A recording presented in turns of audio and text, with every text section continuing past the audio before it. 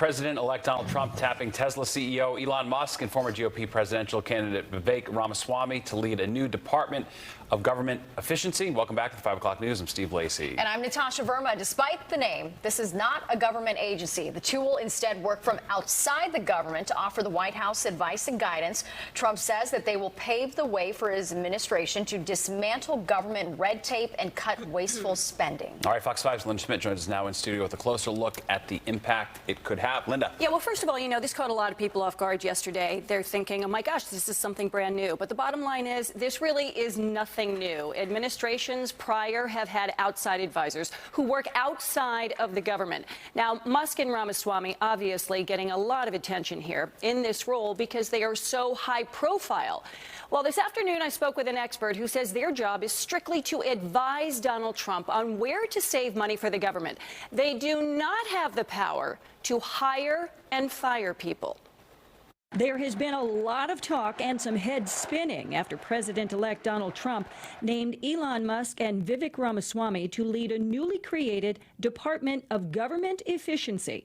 Now, although the name includes the word department, it is not a government agency. It will operate outside the government, and the two will look for ways to cut wasteful spending and slash excess regulations. They will advise Trump. An advisory board that is charged by the president is clearly going to have a lot of latitude to go in and reach into departments, to talk to department heads, the secretaries of the departments, and really decide where there is duplication, decide where there is waste. But ultimately, what they don't have is the authority to change anything on their own. Micah Rasmussen is a political science professor at Rider University in New Jersey. He says Musk and Ramaswamy will make recommendations to Trump, and they themselves will not have the power to hire and fire people. It will be up to the president. If he wants to delegate, if he wants to say to his department heads, get this done, then they'll get it done if they have the power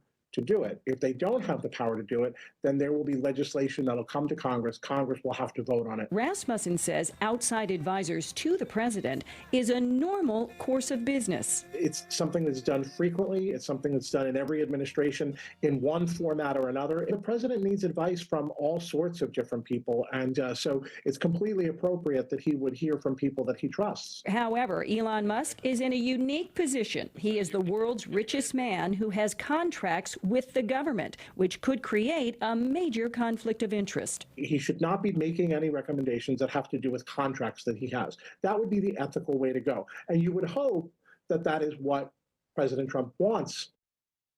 Yeah, and at the end of the day, the professor there saying that is the big question here. Does the president want to be ethical? Yeah.